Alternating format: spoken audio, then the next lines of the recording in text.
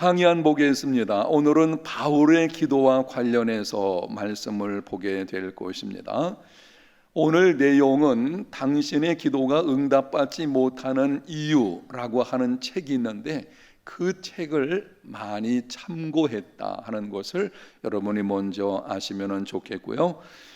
거기 기록되어 있는 성경 말씀 본문을 나누어서 읽도록 하겠습니다. 무익하나마 내가 부득불 자랑하노니 주의 환상과 계시를 말하리라.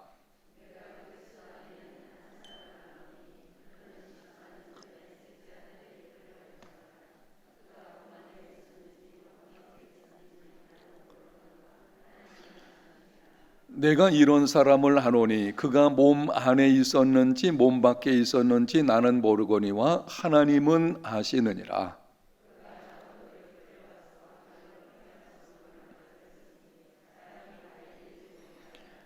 내가 이런 사람을 위하여 자랑하겠으나 나를 위하여는 약한 것들 외에 자랑하지 아니하리라.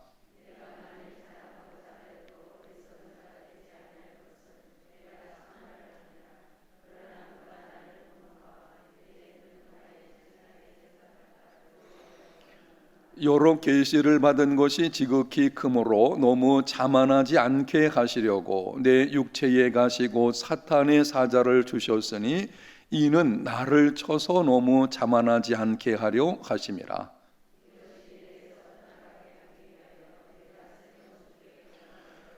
나에게 이르시기를 내 은혜가 내게 족하도다. 이는 내 능력이 약한 데서 온전하여 짐이라 하신지라. 그러므로 도리어 크게 기뻐함으로 나의 여러 약한 것들에 대하여 자랑하리니 이는 그리스도의 능력이 내게 머물게 하려 함이라. 그러므로 내가 그리스도를 위하여 약한 것들과 능욕과 궁핍과 박해와 곤고를 기뻐하노니 이는 내가 약한 그때에 강함이라. 아멘. 고린도후서 12장 1절부터 10절 말씀 되겠습니다. 아주 놀라운 바울의 기도에 대한 내용이 여기 기록이 되어져 있습니다. 서론 부분의 말씀을 봅니다. 성경에 등장하는 신앙 인물들 가운데 기도의 응답을 받아야 할 사람이 있다면 누굴까요? 바울이죠. 그는 기도의 사람이었습니다. 하나님의 생명의 복음을 위해서 자기 목숨까지 내놓은 신실한 하나님의 일꾼이었습니다. 하나님께서 기도에 응답을 해주신다면 이런 사람에게 응답해 주셔야 하지 않겠습니까? 바울의 기도는 이렇습니다. 육체의 가시를 떠나게 하여 주시옵소서. 몇 번을 간절히 간구했죠? 3번을 간구했죠. 틀림없이 바울이 그 기도한 이유는 복음 사역에서 어려움을 당하지 않기 원해서 순수한 마음으로 했을 것입니다. 그러나 하나님은 바울의 간구를 거절하셨습니다. 응답받지 못한 바울의 기도에서 몇 가지 교훈을 받게 되는데 오늘 이 교훈의 말씀이 아주 중요합니다. 기도와 관련해서 여러분이 꼭 기억해야 되는 아주 중요한 말씀이 여기 기록이 되어져 있어요.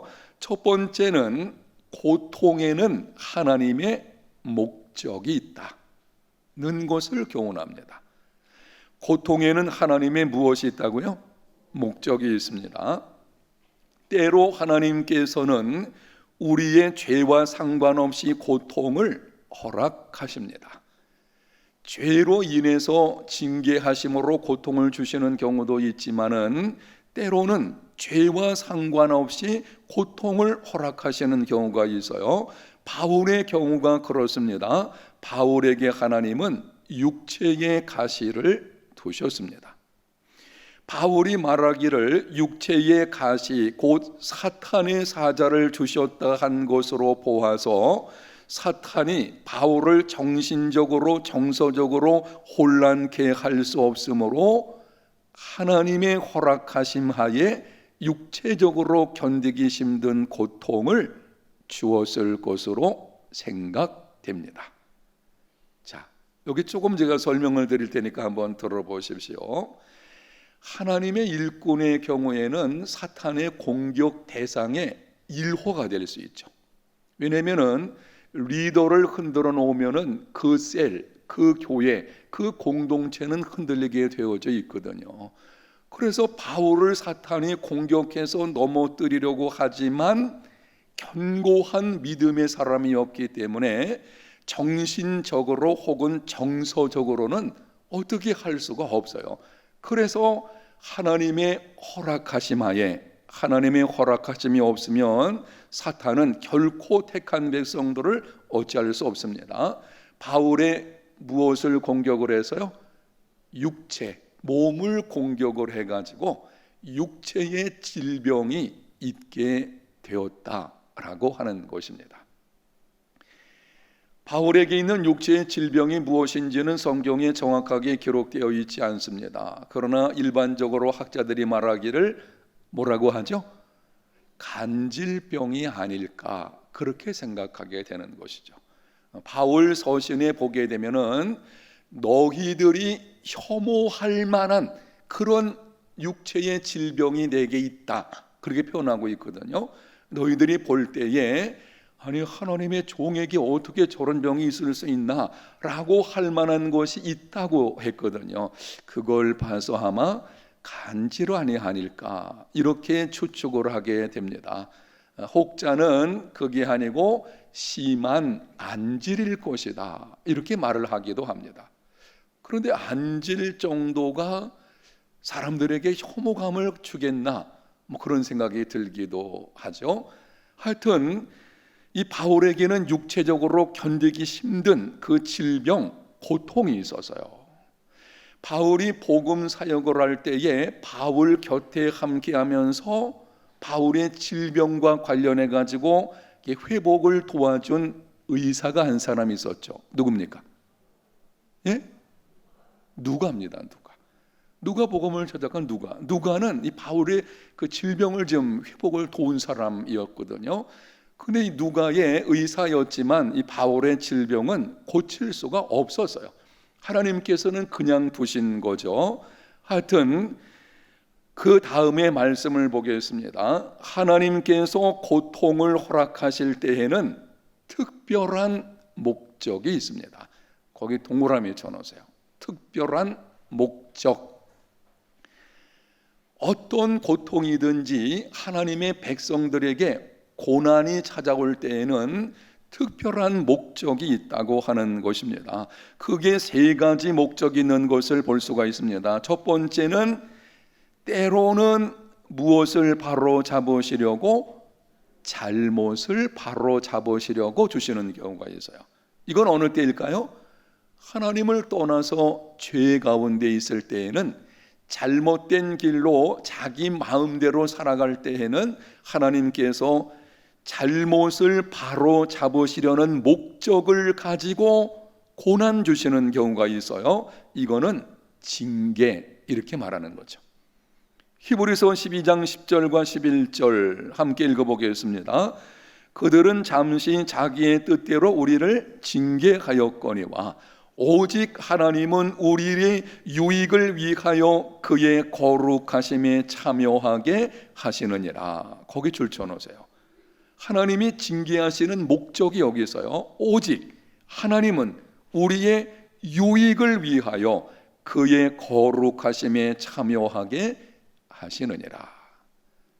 잘못된 길에서 돌아와 가지고 하나님의 거룩하심을 본받아 하나님의 거룩하심에 참여하는 그런 사람이 되게 만드시려고 그런 목적으로 하나님이 징계, 고통을 주시는 경우들이 있다라고 하는 것입니다. 나머지 읽어보시면 되겠습니다. 두 번째는 때로는 어떻게 하시려고요? 온전하게 하시려고 그러한 경우가 있습니다. 죄 때문이 안 해요. 믿음으로 살려고 애를 쓰고 하나님 앞에서 충성된 일꾼의 삶을 살아도 때로는 여러 가지 시험거리들이 찾아올 수 있거든요. 그거는 온전하게 하시려고 베드로전서 1장 6절과 7절에 이렇게 기록을 합니다. 그러므로 너희가 이제 여러 가지 시험으로 말미암아, 그 줄 쳐놓으세요. 여러 가지 시험으로 말미암아 줄을 쳐놓으시고, 잠깐 근심하게 되지 않을 수 없으나 오히려 크게 기뻐하는도다. 왜냐하면 너희 믿음의 확실함은 불로 연단하여도 없어질 금보다 더 귀하여 예수 그리스도께서 나타나실 때에 무엇을 얻게 할 것이라? 칭찬과 영광과 존귀를 얻게 할 것이라. 하나님이 우리에게 여러 가지 시험을 주시는 이유가 있어요. 그 목적이 뭔가 하면, 목적들 중에 하나가 예수님 다시 오시는 날에 칭찬과 영광과 존귀를 얻게 하시려고, 요걸 좀 바꿔 말씀을 드리면은 우리로 하여금 온전하게 하시려고 다듬으시는 거죠. 우리의 모난 부분을 다듬어 가시는 거죠. 지금은 분명하게 드러난 특별한 죄가 없을지라도 우리 속에는 감춰져 있는 모난 인격들이 있거든요. 그것을 하나님이 다듬어 가시기 위해서 고통을 주시는 경우가 있다라고 하는 것입니다. 그런데 세 번째, 이런 게 있습니다. 때로는 보호해 주시려고, 뭐 하시려고요?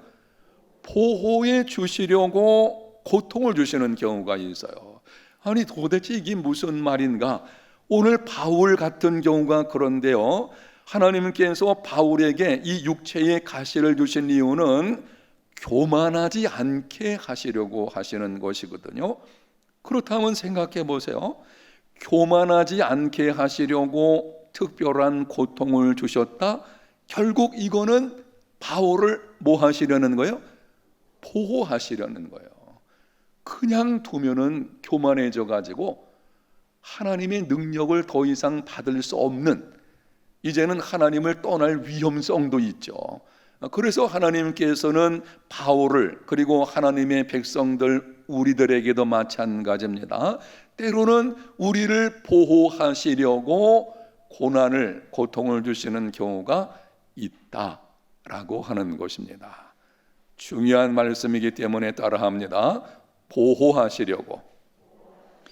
우리는 고난 자체를 보호하심과는 상관없이 거의 생각합니다. 하나님이 나를 보호하시는 것이 아니고 오히려 보호받지 못하는 상황에 던져버리시는구나, 이런 방식으로 생각하는데요, 아니에요. 오히려 하나님은 나를 보호하시려고 그러한 고통을 주시는 경우들이 있다고 하는 것입니다. 아멘. 이 비밀을 알아야 돼요. 넘어가겠습니다. 거기에 정리 좀 해놨는데요, 고통에는 하나님의 목적이 있습니다. 그러므로 우리는 어떻게 하면 이 고통에서 벗어날 수 있을까 묻지 말아야 합니다. 이렇게 물어야 합니다. 이 고통을 통해 하나님은 내게 무엇을 이루시려는 것인가? 고통을 허락하신 하나님의 계획을 깨닫게 되면 고난을 이기고 자신을 하나님께 온전히 내어드릴 수 있습니다. 설명을 드릴 테니까 여러분이 잘 들어보십시오. 밑에만 쳐다보지 마시고 뭐 거기 나올 거 없잖아요. 저를 좀 보시면은요, 이렇습니다. 하나님께서 택한 백성들에게 주시는 고난에는 특별한 뭐가 있다고요? 목적이 있어요. 여러분에게 확인합니다. 여러분 이 사실 믿으십니까? 하나님 우리를 눈동자처럼 지켜주시고 우리의 일거수일투족 모든 것 다 알고 계시거든요. 그 하나님께서 우리를 고난 가운데, 이 고통 가운데 두실 때에는 그냥 두시는 경우가 없어요. 반드시 거기는 분명한 목적이 있습니다. 자, 지금 내게 찾아온 고통에 분명한 목적이 있다면 우리의 기도는 달라져야 합니다. 하나님 이 고난의 고통 속히 사라지게 해주세요. 그렇게 기도한다고 한들 응답하시지 않습니다. 왜? 하나님 분명한 목적이 있거든요. 그래서 우리는 기도를 바꿔야 됩니다. 이렇게 기도해야 됩니다. 하나님 아버지, 지금 내게 주어진 이 고통을 통해 무엇을 이루어 가시기를 원하십니까? 내게 말씀하여 주시옵소서. 아멘.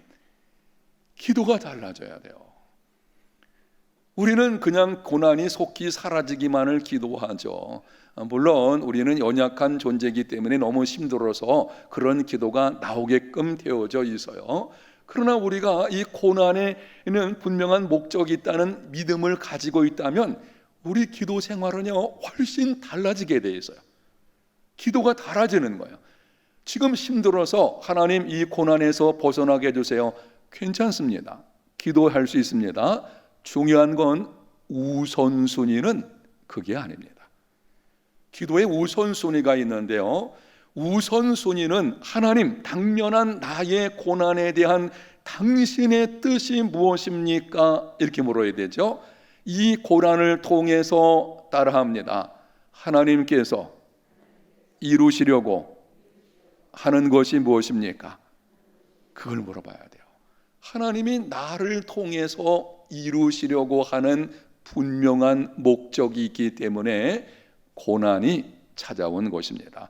그것이 오늘 본문 이 바울의 기도, 사실은 응답받지 못한 이 기도 사건을 통해서 우리가 깨닫게 되는 거예요. 첫 번째로 우리가 이것을 깨달아야 됩니다. 자, 두 번째 보겠습니다. 축복은 멍에와 함께 온다는 것입니다. 하나님은 우리에게 큰 복을 주실 때에 멍에도 함께 주셔서 조화를 이루게 하십니다. 자, 이 말씀을 계속 보기 전에 한번 뒤로 넘기십시다. 넘기시겠습니다. 넘기게 되면은 하나님께서 바울에게 육체의 가시를 주신 이유가 무엇인지를 7절 말씀을 다시 한번 같이 읽어보겠습니다. 여러 계시를 받은 것이 지극히 크므로 너무 자만하지 않게 하시려고 내 육체의 가시 곧 사탄의 사실을 주셨으니 이는 나를 쳐서 너무 자만하지 않게 하려 하심이라. 뭐 하지 않게 하시려고? 자만하지 않게 하시려고. 자, 설명을 드릴 테니까 저를 보시면 이렇습니다. 자만하지 않게 하시려고 여기 7절에 여러 계시를 받은 것이 지극히 크므로 바울은요 하나님께로부터 특별한 은혜를 받은 사람이었어요. 그를 통해서 수많은 병든 자들이 고침받았고요, 여러분이 아시죠? 심지어는 바울의 손수건을 가져다가 병든 자에게 얹으면 병이 낫고 귀신 들린 자에게 얹으면 귀신이 떠나가고. 제가 여러분 손수건 제 것 빌려드릴까요? 여러분 제 손수건 가져가서 얹어도 그런 일은 없어요. 이 바울은 아주 특별한 것이거든요. 더군다나 여러분이 본문을 보게 되면 1절에 이런 말이 있어요.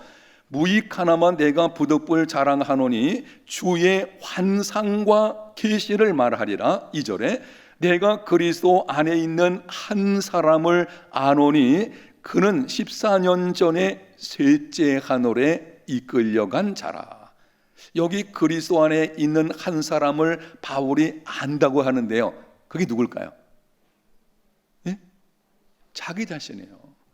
바울이 지금 자기에게 대해서 말하는 거예요. 내가 14년 전에, 그러니까 바울이 참 겸손한 거죠. 내가 이렇게 말하지 않고 내가 예수 그리스도 안에 있는 어떤 사람을 알고 있는데 그게 사실은 바울 자신이거든요. 근데 바울은 14년 전에 어디에 갔다 왔다고요? 셋째 하늘. 셋째 하늘이 어딘가요?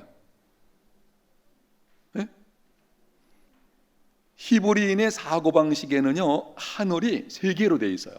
히브리인들의 사고방식, 이 성경에서 하늘이 세 개로 되어 있는데 첫 번째 하늘은 뭔가요? 대기권. 이 대기권이 첫 번째 하늘이에요. 두 번째 하늘은 전에 설명드린 기억나는데 두 번째 하늘은 뭐죠? 우주.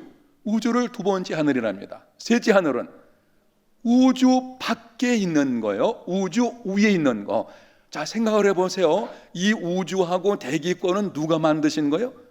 하나님 만드신 거예요. 하나님이 우주하고 대기권을 만드셨다는 말은 하나님 그분은 그것을 초월해 존재하신다는 거거든요.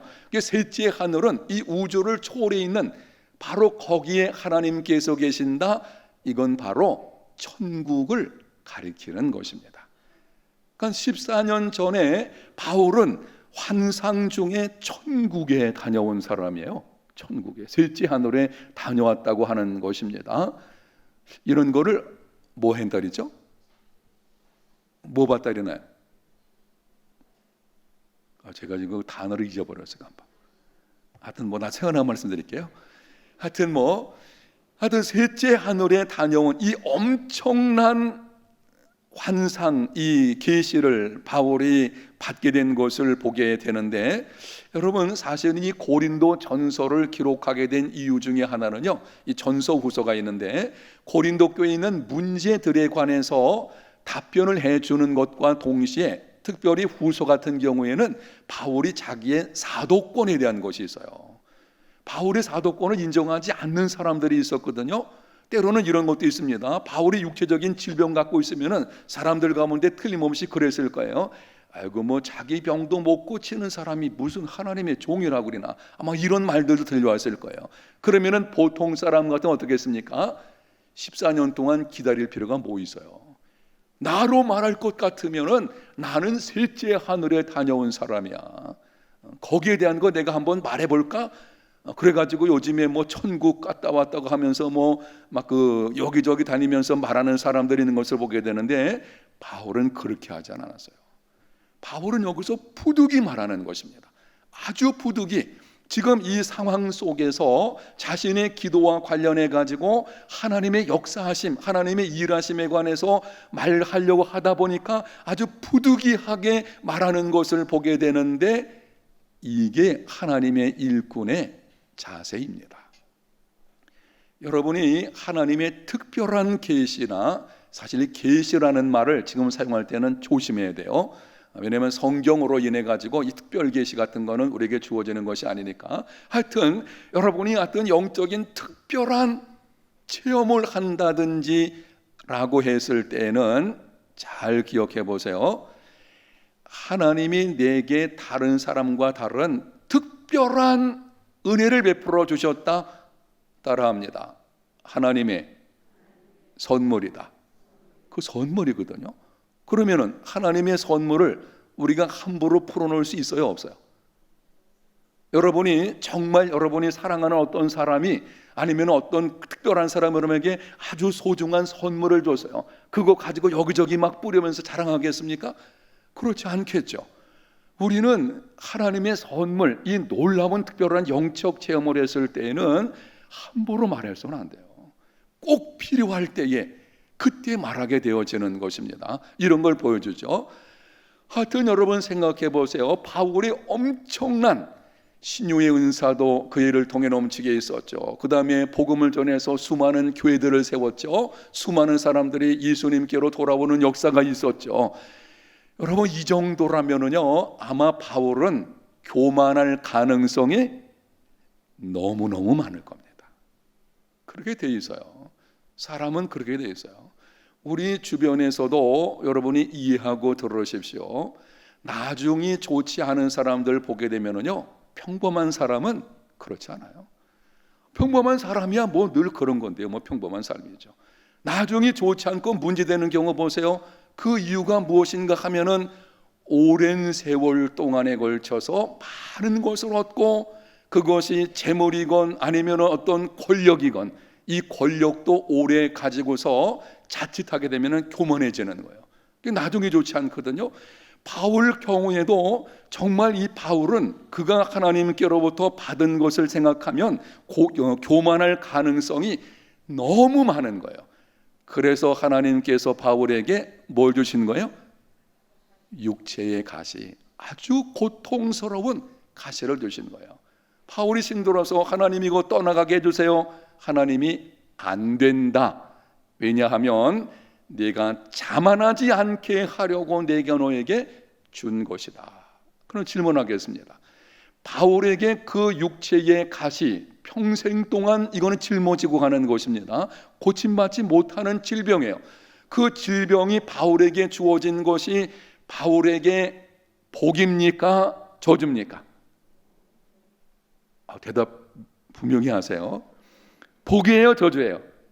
복입니다, 여러분. 축복이에요, 축복. 하나님께서 왜 바울에게 그걸 주셨냐면은 제가 이 양손을 가지고 설명하면 이렇습니다. 바울이 받은 그 은혜와 축복이 너무 크거든요. 이게 올라가 있어요.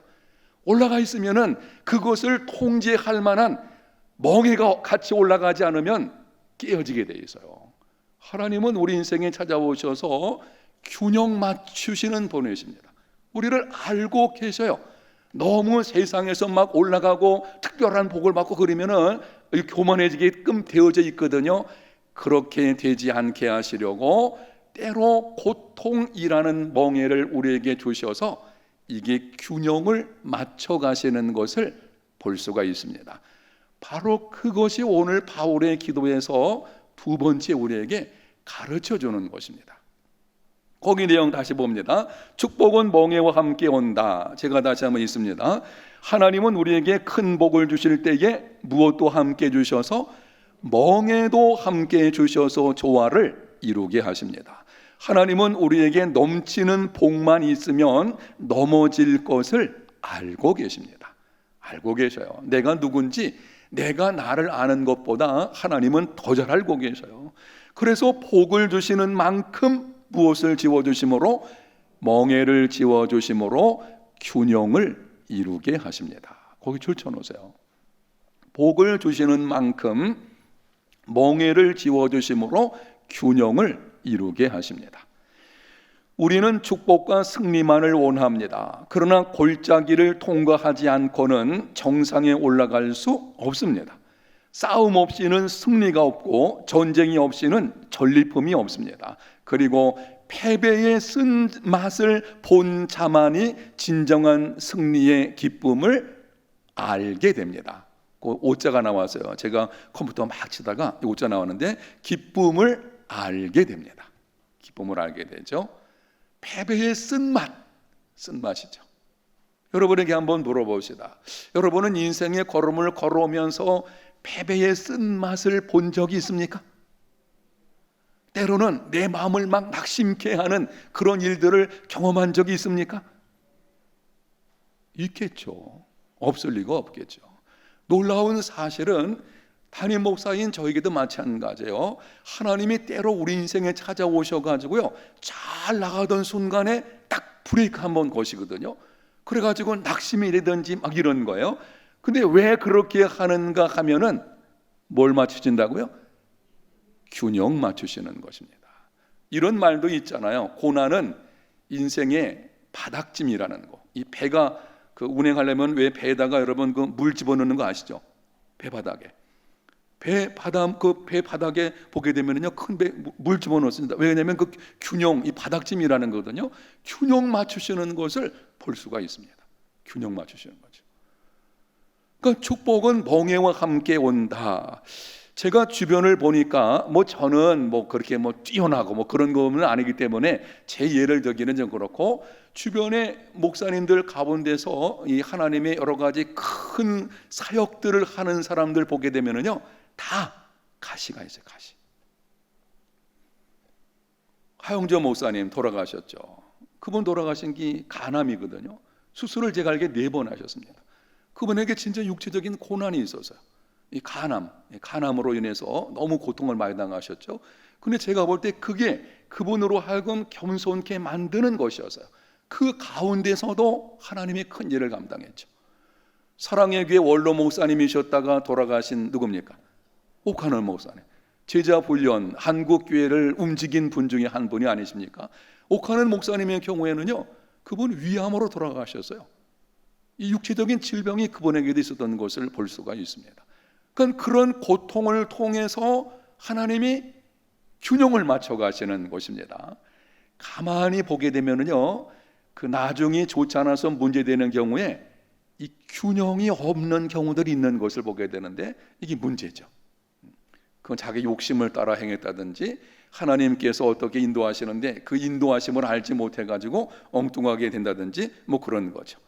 그러니까 여러분, 우리가 인생을 걸어갈 때 때로 가시가 주어질 때가 있습니다. 뭐가 주어진다고요? 가시가 있어요. 가시. 우리 성도들 가운데도 마찬가지예요. 제가 보기에는 다 문제될 것이 없어요. 다 평안합니다. 배울 거 다 배웠고요. 진짜 다 좋아요. 평안하고 모든 일이 뭐 만사형통처럼 보여. 근데 어느 날 가시가 찾아옵니다. 너무 힘들어요. 고통스럽죠. 근데 이거는요, 이렇게 보셔야 돼요. 내가 어떤 특별한 죄 가운데서 왔다면 하나님의 징계입니다. 근데 죄 때문도 안 해요. 내가 그런 고난을 당할 만한 무슨 죄를 지은 것도 안 해요. 근데 그게 찾아오는 경우 있어요. 이건 하나님께서 내게 균형을 잡게 하시려고 가시를 주시는 것입니다. 육체의 가시, 이런 거죠. 아니면 어떤 다른 육체의 문제의 가시가 아니면은요, 어떤 가정은 이럴 수 있어요. 자녀 문제로 인해서 힘들어지는 경우도 있어요. 하여튼 어떤 인생이든지 하나님께서 이렇게 하신다는 것입니다. 그래서 그 다음 내용 보겠습니다. 고난이 사라지게 해달라고 기도하는 것은 잘못된 것이 이다 아니다? 아닙니다. 기도하셔야 돼요. 그 고난 사라지게 해달라고. 잘못된 거 아니에요. 그러나 기도에 응답해 주지 않으신다고 절망해서는 안 됩니다. 고통에는 하나님의 목적이 있고 축복에는 항상 멍해가 따른다는 사실을 기억해야 합니다. 거기 여러분이 두 줄 쳐놓으세요. 멍해가 따른다. 멍해가 따른다. 그러니까 여러분들이 이렇게 보시면 돼요. 우리 가정이 뭐 특별한 일 없고 평안하고 하나님을 떠나 사는 것도 아닌데 예기치 않은 갑자기 고난이 찾아올 때는 그걸 우리는 이렇게 봐야 됩니다. 불청객으로 보지 말고 우리에게 주신 하나님의 그 큰 은혜가 있어서 하나님이 지금 균형을 맞춰 가시려고 이렇게 하시는 것이구나. 이런 믿음을 가지게 되면 이런 기도가 나오게 되죠. 하나님, 우리 가정에 이런 고난 주신 것도 뭐예요? 감사합니다. 그때 범사의 감사가 이루어지는 것입니다. 이 범사의 감사가 그냥 나오는 것이 아니에요. 이 고난에 대한 분명한 이해가 있을 때에 그때 범사에 감사하는 삶이 우리에게 이루어지게 되는 것입니다. 혹시 오늘 나오신 여러분들 중에 그럴 수 있습니다.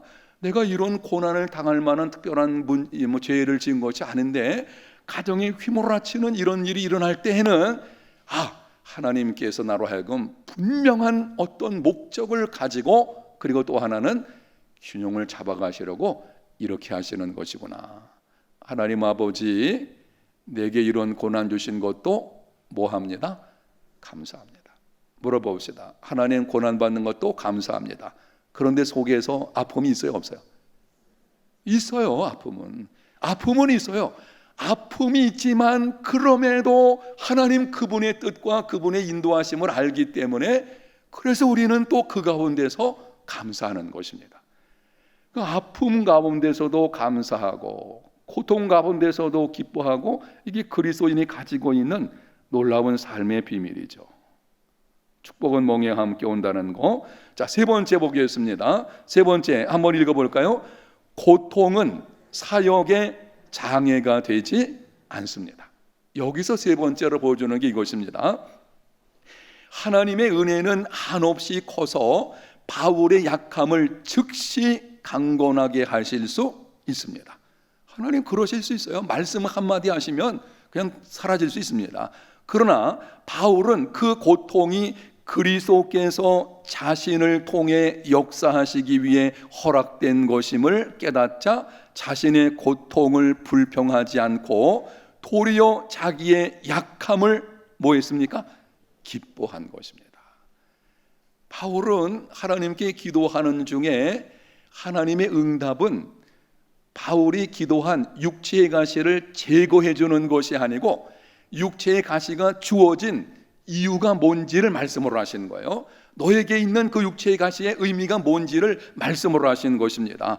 그것을 알게 되니 바울은 불평이 아니고 도리어 그것을 기뻐하는 것입니다. 그 다음이 중요한데요.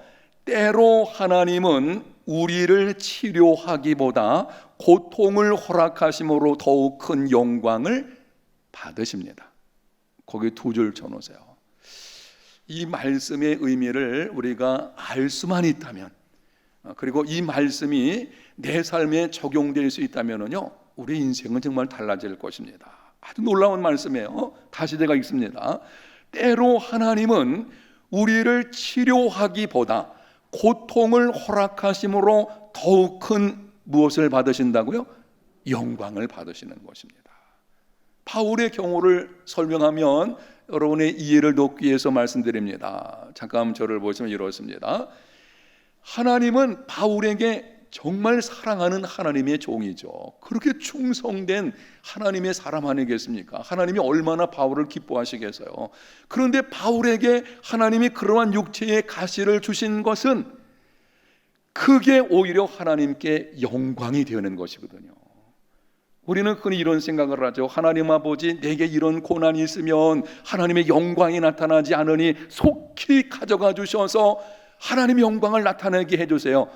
뭐 그런 측면도 없지 않아 있을 것입니다. 뭐 고침받을 수 있는 병이라면 하나님이 고쳐주셔서 그럴 수 있죠. 우리도 때로는 불가능한 질병도 하나님이 고쳐주셔서 그 고침을 통해 하나님의 영광을 받으실 수도 있습니다. 실제로 그런 경우들이 꽤 있죠. 그런데 놀라운 사실은 그게 전부가 아니에요. 어떤 거는 우리에게 있는 그 고난의 고통이 그 있음으로 인해서 하나님께 영광이 되는 거예요. 그게 바울의 경우 그런 것입니다. 우리 주변도 마찬가지예요. 그 고난의 고통이 있으므로 그 사람을 통해 하나님 영광 받으시는 거예요. 그거 계속 남겨두지 않으면요 넘어지거든요. 자만하고 교만하고 자기 마음대로 가거든요. 하나님께서 보호하시는 것입니다. 그러니까 우리는 이 고난의 고통의 문제를 바울의 기도를 통해서 잘 기억을 하셔야 돼요. 아, 하나님께대로는 그렇게 하시는구나. 때로는 그렇습니다. 그 다음에는요, 바울은 육체의 가시가 은혜의 방편임을 알게 되자 더 이상 치료해달라고 기도하지를 이다하니다 않았습니다.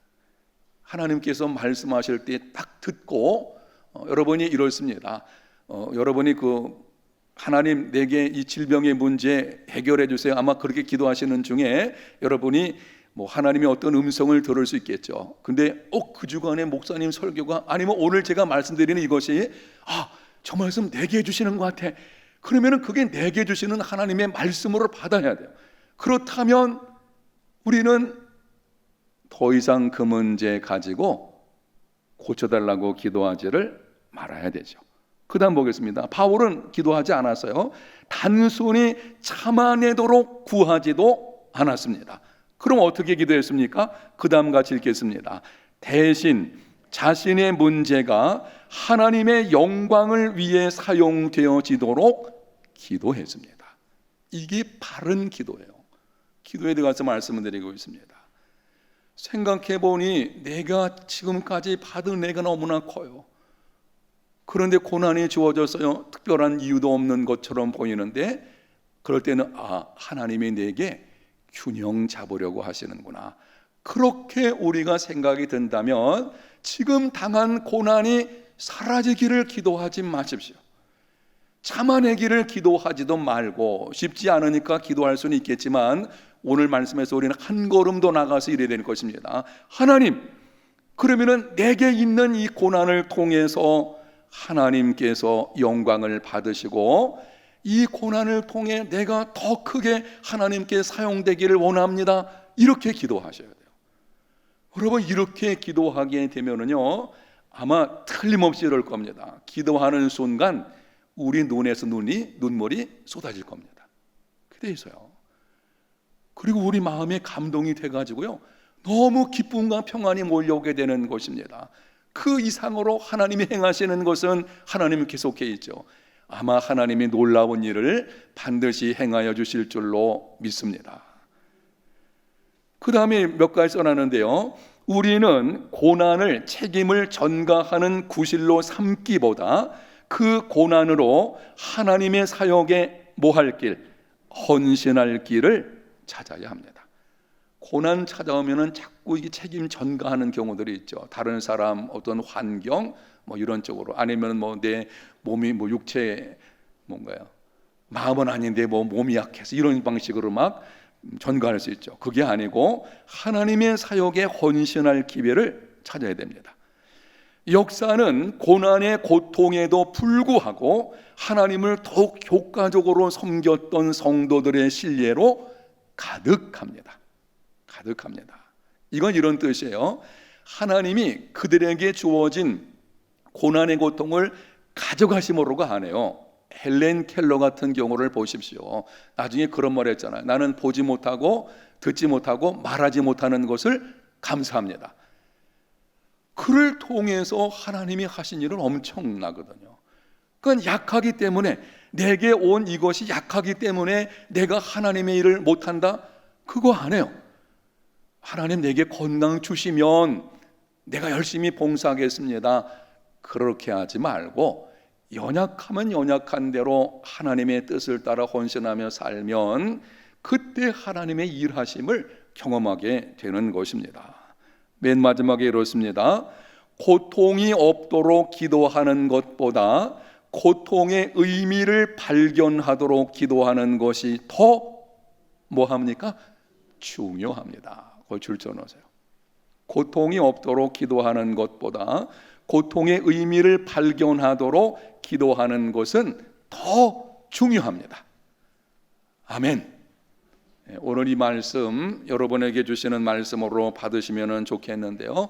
여러분들이 기회가 되면 세론들과 함께 나눠보시기를 바라고, 이 고난 가운데서 힘들어하는 분들이 있어요. 그럴 때 이 말씀을 통해서 여러분이 위로 나누시는 시간들이 되었으면 좋겠습니다.